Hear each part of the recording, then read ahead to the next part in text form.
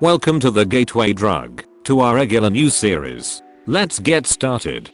The United Nations Superfaction released a climate report this month, which predicted a wildly unhealthy meta over the next century. These high-level science mains predict that unless all nations spec fully into the renewable energy skill tree and are all able to gain the carbon neutral achievement by the year 2050, then there's no way the Earth will collectively stay below the 1.5 degree increase, which would trigger the doomsday event. Although this wouldn't be so damaging as to wipe out the player base entirely, it would unfortunately lead to heavy economic penalties, global food insecurity, much higher spawn rates of natural disasters, and a humanitarian crisis. To make the COVID-19 world event look easy, it's predicted that the Earth is currently the hottest it's been in 3 million years, and unless players want Battlefield 2042 to be the next gameplay shift, environmental sustainability should remain at the top of future balance changes.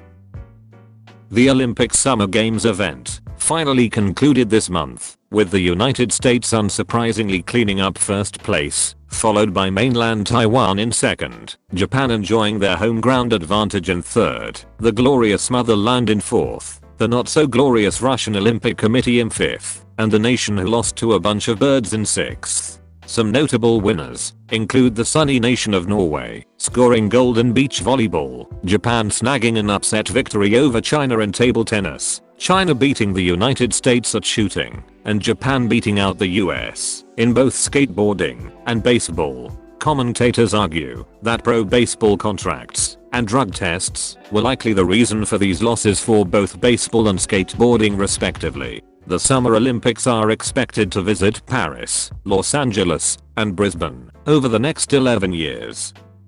The infamous Taliban faction have essentially taken over the nation of Afghanistan, with the terror group taking over the presidential palace in Kabul and forcing the Afghan president to flee, despite predictions only last month from US military experts that there was only a moderate chance of the South Asian nation falling to the group within 2 years. It appears that the long-feared bullshit and depression update has decided to drop early for the people of Afghanistan. Over the past 20 years of US occupation, there were slow but significant improvements for rights within the nation. However, it is now expected that educators, journalists, and especially women, are likely to suffer greatly under Taliban control. Upon imminent Taliban arrival, citizens scrambled to abandon Western clothes in favor of more traditionally accepted garments, and traffic jams formed on the way to the Kabul airport in desperate attempts to escape the country. In almost every single metric, the capture of the capital spells a stagnant future for the people of Afghanistan.